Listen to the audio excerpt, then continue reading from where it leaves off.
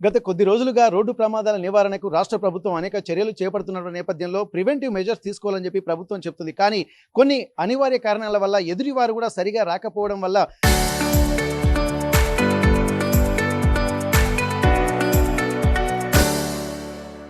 విలువైనటువంటి ప్రాణాలు గాల్లో కలిసిపోతున్నటువంటి పరిస్థితి, వారి కుటుంబంలో తీరని ఆవేదన, ఒక ఆందోళన మాత్రం కలిగిస్తున్నటువంటి పరిస్థితి, తల్లిదండ్రులకు తీరని దుఃఖ సాగరంలో ముంచుతున్నటువంటి నేపథ్యంలో ప్రస్తుతానికైతే ఒక 2-3 రోజుల వ్యవధిలోనే ఉమ్మడి వరంగల్ జిల్లా వ్యాప్తంగా 8 మంది రోడ్డు ప్రమాదాల బారిన పడి మృత్యువాత పడటం కూడా వారి కుటుంబాల్లో తీవ్రమైనటువంటి ఆవేదన మిగులుస్తుంది. ప్రస్తుతానికైతే రీసెంట్గా జనగామ జిల్లా కేంద్ర పరిధిలోనే ఒక 4 యాక్సిడెంట్లు జరగడం వల్ల కూడా అనేక ప్రమాదాలు కూడా దీనికి కారణాలు ఏందన్నటువంటి విషయం కూడా ఆర్టీవీ గ్రౌండ్ రిపోర్ట్ ద్వారా తెలుసుకునేటువంటి ప్రయత్నం చేద్దాం. ఇక్కడ బాధితుల బంధువులు అంటే మృతుల బంధువులు మనతో ఉన్నారు. ఒకసారి వారితో మనం మాట్లాడదాం. ఒకసారి ఏం జరిగింది, మరి వారికి ఉన్నటువంటి సమాచారం, మరి ఈ రోడ్డు ప్రమాదాలకు ప్రధాన కారణం ఏందో తెలుసుకునేటువంటి ప్రయత్నం చేద్దాం. మరి వారు ఇంత బాధపడుతూ కూడా ఒక అవేర్నెస్గా ముందస్తు జాగ్రత్తగా తీసుకోవాల్సినటువంటి చర్యల గురించి కూడా ఏం చేస్తే బాగుంటుంది అన్నటువంటి మీద పోలీసులు అవగాహన కల్పిస్తున్నారు. కానీ ప్రమాదాలు మాత్రం జరుగుతూనే ఉన్నాయి. మరి ఒకసారి కారణం ఏందో తెలుసుకుందాం.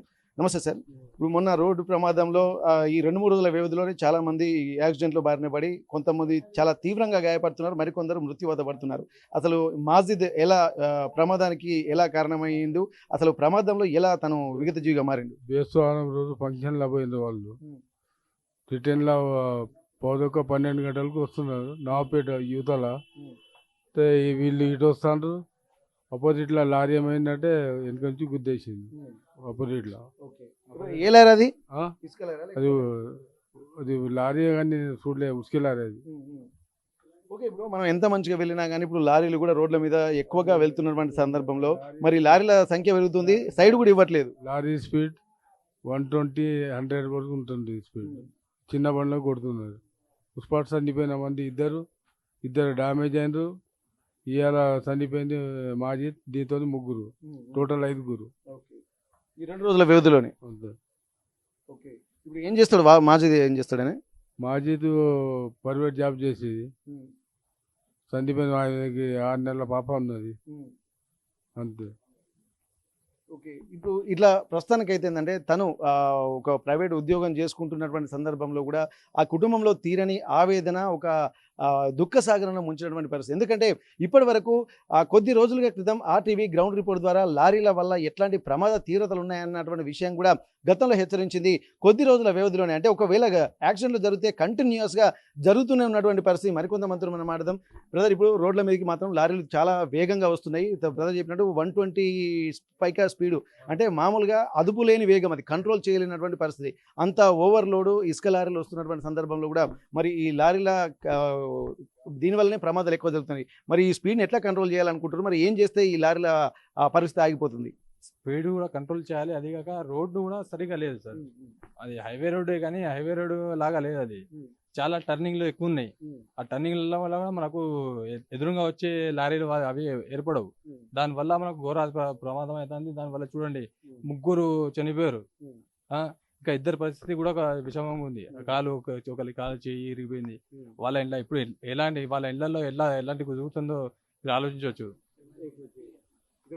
వారు మాటల్లో చెప్పలేకపోతున్నారు, కానీ ఆవేదన మాత్రం గుండెల నిండా నింపుకొని విధిలేని పరిస్థితిలో మాట్లాడాల్సినటువంటి పరిస్థితి. ఒక్కసారి మరికొంతమందితో మనం మాట్లాడదాం. వారి బంధువులతో కూడా చాలా ఇబ్బందికర వాతావరణం. సార్, ఇప్పటి వరకు రోడ్డు ప్రమాదాలు మాత్రం తీవ్రంగా అవుతున్నటువంటి నేపథ్యంలో మరి ఇప్పుడు అంటే మనం చేయని తప్పుకు కూడా ప్రమాదాల బారిన పడి ఎవరో చేసిన తప్పుకు కూడా విగత జీవిగా మారవలసి వస్తుంది. దీన్ని ఎట్లా చూస్తున్నారు? మరి మీ బంధువులు ఎవరెవరు ఉన్నారు? మాకు తెలిసిన వాళ్ళు ఉండరు. మా ఫ్రెండ్ వాళ్ళ కూతురు. అది రాత్రి 2:30 గంటలకి యాక్సిడెంట్ అయిందని అంటే మేము చూడటానికి వచ్చిన ఇక్కడికి. తను ఏం చేస్తుంది? తను పేరు అంత ఐడియా లేదు. తను మాత్రం అక్కడ గుల్బర్గాలో ఉంటుంది. తండ్రి తీసుకురావడానికి పోయిండు. అక్కడి నుంచి తీసుకొచ్చే క్రమంలో రాత్రి 2:30కి రోడ్ యాక్సిడెంట్ అయింది. ఈ ప్రమాదంలో ఎవరెవరు తనతో పాటు ఇంకెవరు? తనతో పాటు తన ఫ్యామిలీ వాళ్ళంతా ఉన్నారు. కానీ ఒక పాప ఒక బాబు, 2 చనిపోయారు వాళ్ళు. ఓకే, మీకు తెలిసి ఈ ప్రమాదానికి కారణం ఏందనుకుంటున్నారు? మరి మన రోడ్ యాక్సిడెంట్లు అనేది రోడ్లు సక్రమంగా లేవు, ఒడిదుడుకులు అన్నీ. మనకి 4 లైన్ రోడ్ కూడా సరిపోతలేవు మనకి హెవీ ట్రాన్స్పోర్ట్ వల్ల. ఈ లారీలు కూడా బాగా స్పీడ్గా రావడం జరుగుతున్నది. దాని ద్వారా కూడా యాక్సిడెంట్లు బాగా జరుగుతున్నాయి రోడ్ల మీద. మరి ఇట్లా జరుగుతున్నాయి ఎందుకంటే 2 రోజులు 3 రోజుల వ్యవధిలోనే ఇట్లా జరుగుతున్నాయి. ఇక్కడ పోలీసు వాళ్ళేమో ప్రమాదాలు నివారించాలని చెప్పి వాళ్ళు అంటున్నారు. మరి దీనికి ఒక పరిష్కారం ఏం చేస్తే బాగుంటుంది అనుకుంటారు? ప్రభుత్వానికి మీరు ఏం చెప్పదలుచుకున్నారు? ఎందుకంటే విలువైనటువంటి ప్రాణాలు కుటుంబ సభ్యులు కోల్పోతున్న టైంలో ఆ దుఃఖం ఎవరు తీర్చలేనిది. మరి అట్లాంటప్పుడు ప్రభుత్వానికి కానీ అధికారులకు కానీ మీరు ఏం చెప్పదలుచుకున్నారు? తగు చర్యలు తీసుకొని రోడ్డు యాక్సిడెంట్లు కాకుండా తగు జాగ్రత్తలు తీసుకుంటే బాగుంటుందని మనం కోరుకుంటాము. మొత్తానికైతే ఇక్కడ చూసినట్టయితే ఈ ప్రమాదాలు ఆ రోడ్డు అంటే మొత్తం ఒక్కసారి వెళ్తున్నటువంటి రోడ్లు అంటే ఎక్కువ ట్రాఫిక్ వాహనాల సంఖ్య పెరుగుతున్న కొద్దీ ఇక్కడ రోడ్లు కూడా సరిపోవట్లేదని చెప్పి అంటున్నారు. అది కూడా రోడ్లు కూడా ఆ స్పీడ్ను కూడా తట్టుకునే విధంగా రోడ్లు లేకపోవడం వల్ల ఒక్కొక్కసారి అన్నోన్ పర్సన్స్ ఇప్పుడు తను ప్రస్తుతానికి ఇక్కడ గుల్బర్గా నుంచి వస్తున్నటువంటి క్రమంలో కూడా దూరం నుంచి అంటే తను డ్రైవింగ్ చేసుకుంటూ వస్తున్న టైంలో మరి ఇంటికి అంటే మరి కాసేపట్లో మరికొద్ది నిమిషాల్లో కూడా ఊరికి చేరుకుంటారనుకున్నటువంటి సమయంలోనే ప్రమాదం జరిగింది. ఈ ప్రమాదానికి గల కారణాలను కూడా చెప్తున్నారు. రోడ్లు సరిగా లేకపోవడము, ఎదురుగా వస్తున్నటువంటి వాహనాల యొక్క స్పీడ్ కంట్రోల్ చేయలేని విధంగా ఉంది. అలాగే ఓవర్టేకింగ్ అంటే ఆ రాత్రిపూట కూడా 120కి పైగా స్పీడ్లో వస్తున్నటువంటి నేపథ్యంలో ఆ వాహనాలని కంట్రోల్ చేసేటువంటి వాళ్ళు కనిపించరు. కాకపోతే ఇట్లాంటివే ప్రమాదాలకు గల కారణంగా మనం చెప్పుకోవచ్చు.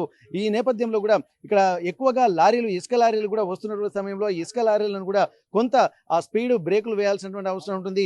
ఇక్కడ రోడ్లు ఎక్కువ వాహనాలు వచ్చి వెళ్ళేటువంటి విధంగా కూడా రోడ్లను డిజైన్ చేయాల్సి ఉంటుంది. ఎక్కువగా కర్వ్స్ కూడా ఎక్కువగా ఉండడం వల్ల కొత్త డ్రైవర్లకు కూడా కరువు ఎక్కడుందో తెలుసుకోలేనటువంటి పరిస్థితి ఉండడం వల్ల కూడా అదుపు చేయలేక రోడ్డు దాటి లోపలికి అంటే బయటికి వెళ్ళి పడిపోవడం వల్ల కూడా ఇట్లాంటి ప్రమాదాలు జరుగుతున్నట్టుగా మనకు ఈ సిచ్యువేషన్ చూస్తే తెలుస్తుంది.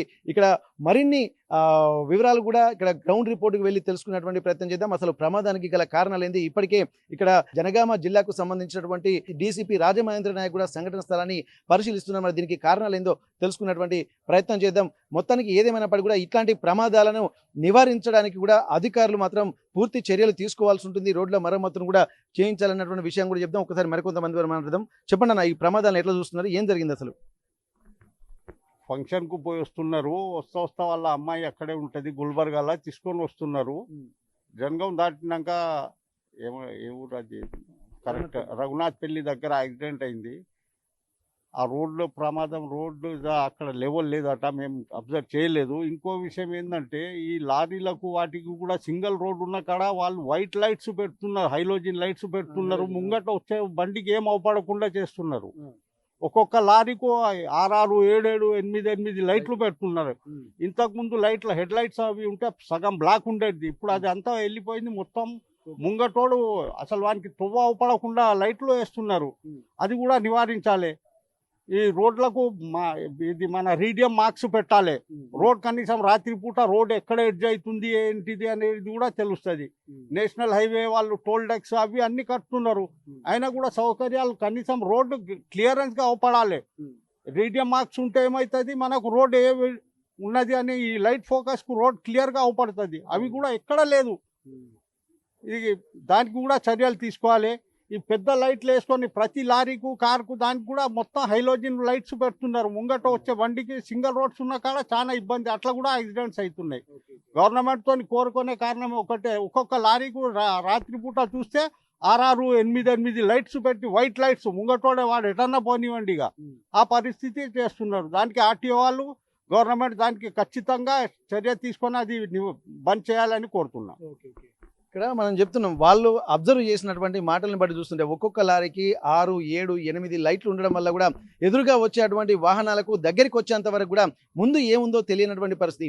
ఇట్లాంటి సందర్భంలో కూడా దగ్గరికి వచ్చేసరికి ఏ చిన్న ఏమరపాటు జరిగినా కానీ అది ప్రమాదానికి గురయ్యడానికి అవకాశాలు చాలా ఉంటున్నాయి. కాబట్టి ఇట్లాంటి కూడా నివారించాల్సినటువంటి అవసరం ఉంటుంది. ఇక్కడ ఎల్ఈడి బల్బులు, హాలోజన్ బల్బులు కూడా పెట్టడం వల్ల కూడా ఇక్కడ మొత్తం ఫోకస్ అంతా ఎదురుగా వచ్చేటువంటి వాహనాల మీద పడడం వల్ల ఎదురుగా వచ్చేటువంటి డ్రైవర్లకు కూడా ఏమీ కనపడక ప్రమాదాలు జరిగేటువంటి పరిస్థితులు ఎక్కువగా ఉన్నాయని చెప్పి అంటున్నారు. ఇది ప్రత్యక్షంగా వారు చూసినటువంటి అనుభవం కాబట్టి దీని మీద కూడా కఠిన చర్యలు, అంటే రోడ్లు సరిగా లేకపోవడం ఒకటి, వస్తున్నటువంటి వాహనాల స్పీడ్ పెరగడం ఒకటి, ఎదురుగా వస్తున్నటువంటి హాలోజిన్ లైట్స్, అలాగే ఇక్కడ ఎల్ఈడి బల్బులు కూడా ఉండడం వల్ల ఫోకస్ అంతా ఎదురుగా వచ్చేటువంటి వాహనాల మీద పడటంతో పాటు ఎక్కువ ఫోకస్ రావడం వల్ల ఫోకస్ను కంట్రోల్ చేసుకోలేక చూడలేక ఎదురుగా ఆ ప్రమాదాల బారినటువంటి పడేటువంటి అవకాశాలు అయితే కనిపిస్తున్నాయి. ఇవన్నిటిని దృష్టిలో పెట్టుకొని ఇక్కడ అధికారులు, ఇక్కడ ఆర్టీఏ అధికారులు కానీ ఇదివరకేమో ఆఫ్ బ్లాక్ కోట్ వేసేది సగం, కానీ ఇప్పుడున్నటువంటి పరిస్థితుల్లో మొత్తం ఫుల్ ఎల్ఈడి బల్బులు ఉపయోగించడం వల్ల కూడా ఎదురుగా వస్తున్నటువంటి వాహనాలకు అంటే ఫోకస్ ఎక్కువగా వాడి ప్రమాదాలకు గల కారణాలను కూడా